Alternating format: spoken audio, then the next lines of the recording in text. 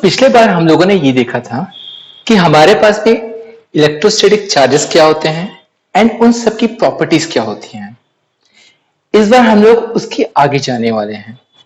इस बार हम लोग ये देखने वाले कि हमारे पास में इलेक्ट्रिक फील्ड लाइंस क्या होती है एंड इनका सिग्निफिकेंस क्या होता है, किस तरीके से हमको ये हमारे पास में जो इलेक्ट्रोस्टैटिक्स के अदर टर्म्स होते हैं उसको समझने में ये हमारे हेल्प करते हैं।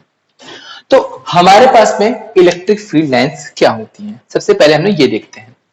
मान के चलते हैं कि हमारे पास में एक चार्ज है प्लस क्यू एंड उसके पास हम लोग क्या करते हैं कि एक टेस्ट चार्ज ला के रखते हैं। अब क्योंकि टेस्ट चार्ज पर हमारे पास में जो चार्ज होता है वो पॉजिटिव होता है, उसकी पोलैरिटी प्लस होती है एंड हम लोग यहाँ पे जो दूसरा चार्ज लेके चल रहे हैं उसकी भी पोलैरिटी हमारे पास में पॉजिटिव है। इस केस में हमारे पास में दोनों के बीच में रिपल्शन का फोर्स लगता है। अब सीधी सी बात है, हमारे पास चार्ज Q0 साइज में छोटा है तो रिपल्शन के चलते ये आगे की तरफ मूव करने की कोशिश करता है और इसके चलते क्या होता है कि ये एक पाथ बनाना शुरू कर देता है। हमारे पास चार्ज Q0 के चलते जो इस पर लग रहा है रिपल्शन है, उसके चलते जो पाथ फॉर्म यहां पर किया है उस पाथ को हम लोग बोलते हैं electric field lines. So reality में हमारे पास में ऐसा कोई लाइन यहां पर एग्जिस्ट नहीं करता है, बल्कि ये एक पाथ है जिस पर अगर मैं किसी पर्टिकुलर पॉइंट पर अगर चार्ज Q0 को रखता हूं तो अगर जहां पे मैंने चार्ज को रखा तो इस पाथ पर ये क्या करने वाला है, आगे की तरफ मूव करने वाला है। सो अगेन ये हमारे पास में एक इमेजिनरी पाथ हो जाता है। बट इसकी भी बहुत सारी अलग अलग प्रॉपर्टीज होती हैं, इसके भी हमारे पास कुछ नेचर होते हैं। तो हम लोग अभी क्या करते हैं, इसका स्टडी करना शुरू करते हैं। सबसे पहला जो यहाँ पर इसका नेचर है वो ये रहता है कि हमेशा जो हमारे पास इलेक्ट्रिक फील्ड लाइंस होती हैं पॉजिटिव से निकलती हैं एंड नेगेटिव की तरफ जाती हैं। फिर चाहे हम लोग यहाँ पर किसी भी पॉइंट पे क्यों ना रखें, हमारे पास हमेशा इलेक्ट्रिक फील्ड लाइंस बाहर की तरफ निकलने वाली हैं। अगेन क्योंकि हमारे पास में टेस्ट चार्ज जिसकी हेल्प से हम लोग इलेक्ट्रिक फील्ड लाइंस को ड्रॉ करते हैं वो पॉजिटिव रहता है एंड पॉजिटिव से रिपल्शन के चलते वो दूर की तरफ जाएगा। बट अगेन अगर किसी नेगेटिव चार्ज के पास में रख दें तो वो अंदर की तरफ आने की कोशिश करता है। सो हमेशा हमारे पास इलेक्ट्रिक फील्ड लाइंस पॉजिटिव से नेगेटिव की तरफ आती हैं। सेकंड पॉइंट, हमारे पास अगर हमारे पास कोई सरफेस है जिस पर हमारा यूनिफॉर्मली चार्ज फैला हुआ है, उस सरफेस पर हमेशा हमारा इलेक्ट्रिक फील्ड जो लाइन रहेगा परपेंडिकुलर रहेगा। ऐसा क्यों होता है?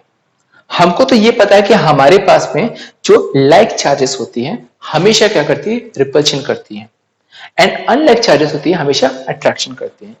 एक कंडीशन हम लोग ले लेते हैं, हमारे पास ये जो सरफेस है जहां पर हमारे पास जो चार्ज है वो पॉजिटिव है, तो सीधी सी बात है अगर ये हमारे पास में कोई दूसरे डायरेक्शन में जाने की कोशिश करेगा, फॉर एग्जांपल ये ब्लू वाले डायरेक्शन में जाने की कोशिश करता है, तो क्या हो जाएगा कि हमारे पास हो सकता है कि इस साइड में कोई चार्ज रहा होगा, उससे मैक्सिमम डिस्टेंस तो मेंटेन कर दिया, पर यहां पे कोई चार्ज है उसके तो क्या हो गया, पास आ गया है एंड ये चार्ज भी क्या चाहेगा, ये इस पाथ से दूसरे पाथ की तरफ चले जाए जहां पर ये मैक्सिमम डिस्टेंस मेंटेन कर सके। तो इसके कारण क्या होता है कि हमारे पास में सिर्फ एक ही पाथ बच जाता है जहां पर दोनों जगह से इसका जो डिस्टेंस रहता है इक्वल रहता है और ये हमेशा क्या बनाता है, अपने पास में परपेंडिकुलर बनाता है। कम से कम सरफेस के पास में हमेशा ये रूल हमारा फॉलो होता है। थर्ड जो प्रॉपर्टी हम यहाँ पर देखने वाले हैं वो ये है कि ये कभी भी क्लोज्ड लूप फॉर्म नहीं करते। इसका मीनिंग क्या होता है, पॉजिटिव से हमारे पास इलेक्ट्रिक फील्ड लाइंस शुरू होती है, नेगेटिव पे खत्म होती है। ये यहां पर ऐसा नहीं होता कि नेगेटिव में से फिर से चलना शुरू करता है और नेगेटिव से बाहर निकल के पॉजिटिव की तरफ जाता है, ये कभी ऐसा नहीं होता। अगर हमारे पास ऐसा होता तो ये क्या करता, क्लोज्ड लूप फॉर्म करता। यहाँ पे क्लोज लूप फॉर्म नहीं कर रहा है, इस नाम से पॉजिटिव से शुरू हो रहा है एंड नेगेटिव पर हमारे पास ये खत्म हो जा रहा है, जो कि हमारी पहली प्रॉपर्टी थी। फोर्थ पॉइंट, अगर हम लोग दोनों की जगह पर लाइक चार्जेस रखते हैं, एक जगह पॉजिटिव और दूसरी जगह भी पॉजिटिव, या फिर दोनों जगह नेगेटिव रख देते हैं, तो उस केस में क्या होता है कि हमारे पास में ये दोनों के दोनों फील्ड लाइंस एक दूसरे को आपस में रिपेल करते हैं, ये एक दूसरे को इंटरसेक्ट नहीं करते हैं। क्यों नहीं करते, ये हम नेक्स्ट प्रॉपर्टी में देखेंगे।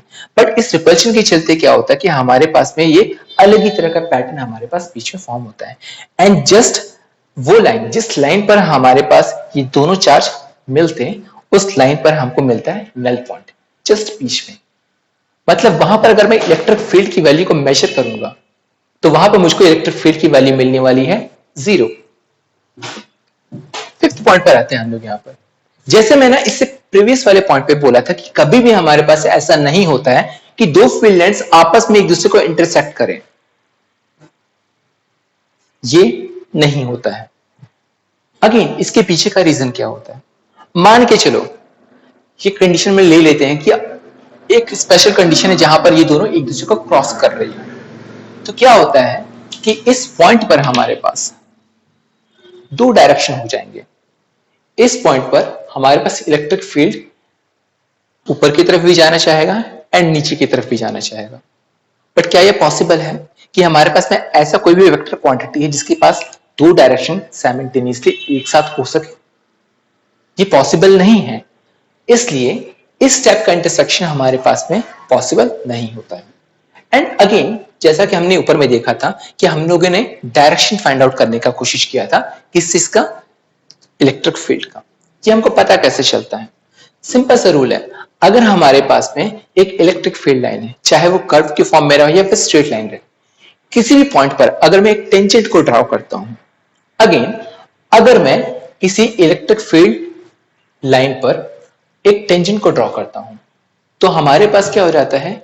उस पॉइंट पर जो टेंजेंट बना है वो उस पॉइंट पर मैग्नेटिक इलेक्ट्रिक फील्ड के डायरेक्शन को इंडिकेट करता है। सो ये हो जा रहे हैं हमारे पास में इलेक्ट्रिक फील्ड लाइंस